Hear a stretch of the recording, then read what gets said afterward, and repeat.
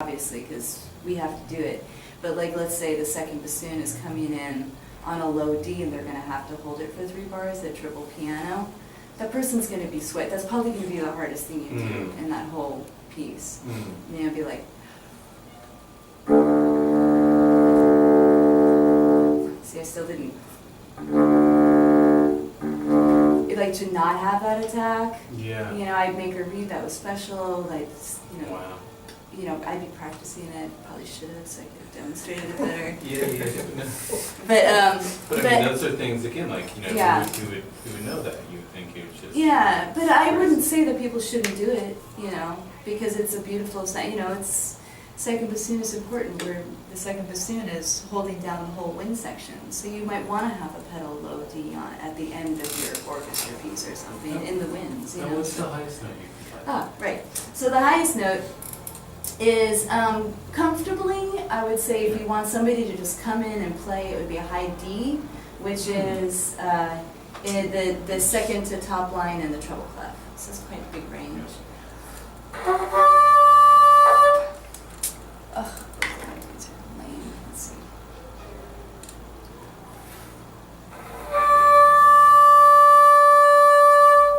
Hey, you're actually able to, it seems like, get right to it. You don't need like a. No, once run you, up or and anything actually like E that. flat, I can do it too.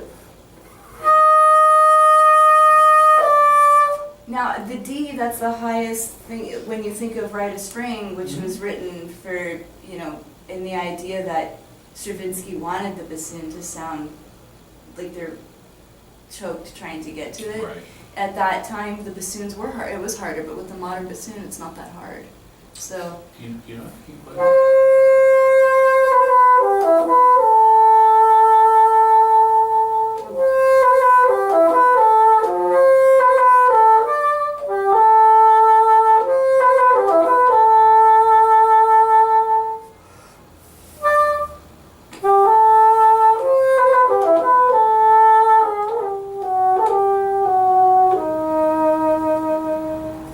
So, just cold like that, not playing since this morning, I probably would have wanted to, I probably should have, instead of chatting about baby slings, I probably should have been warming up, but really that wasn't a problem, you know, without warming That was an up. important conversation. It was a very important, I'm very excited for that baby sling. I don't think anyone objects to that. But you know, but it isn't, it's a little scary, like in Barber Summer Music, if you listen to that woodwind quintet, I think the bassoon, shoot, I haven't played that in years, I should have looked at it before I spoke, but I think it starts on a high E flat for the bassoon.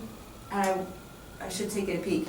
And when I played it at that time, it was very scary, but there's a nice alternate fingering for high E flat where you can just come in. Yeah, no problem. You want me to do it again?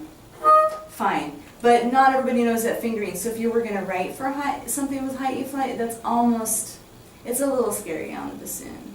And you can do high E is, I mean, I just played, last year I played the Ligeti Piano Concerto, which has high E just starting on it, and I did it. I just made a read for it, and I was able to, you know, I had it, and it was fine. I did it, you know, so if you really, really wanted high E. Bassoon can go up to, it has high F sharp, high G. Wow. But the only time I've had to play an F was in the Palimpsest by, you know, Sorry, I don't know. you know, that composer, that super composer, so I'm going to crazy. find my Jedi mind trick here, and I'll see if I. I'll think of it and I'll Okay. tell you. But high G is, I've only had to do it on recordings, and it's just the weirdest note because you have to bite it with your teeth, so I wouldn't use it. It's not going to happen. Anyway, it's the weirdest, you know. Well, what about the middle of the road? So, that's as high. I would, so high D, Maybe. How Comfortable. common, like, most is bassoonists can get okay. that? I mean, High D, fine. Okay. And if somebody can't get it, then they should have their horn taken into the shop.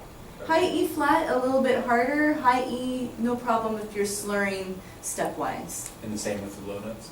Low notes are fine. Yeah.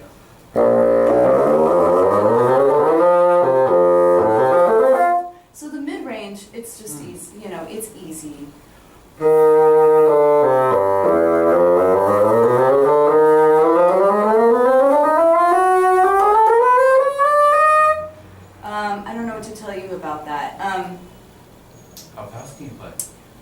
Well,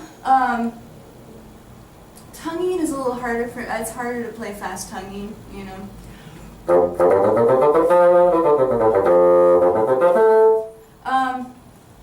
You mean we can double tongue? I cannot double tongue. I never was able to do it, but I just have a super, super fast single tongue. So I can tongue comfortably up to like quarter note equals, I'd say probably 130, 132, 136. If I practice 140, I can really tongue fast if I have to, just because I have like that thing with my roof of my mouth, I can't double tongue. So, but if somebody could double tongue, which a lot of bassoonists can, then they can go up to probably like 140 comfortably, I think. But it still is like a combination, like a tonguing finger combination is hard. So like I don't like tonguing 16th notes faster than 120 probably, Okay. I think. So like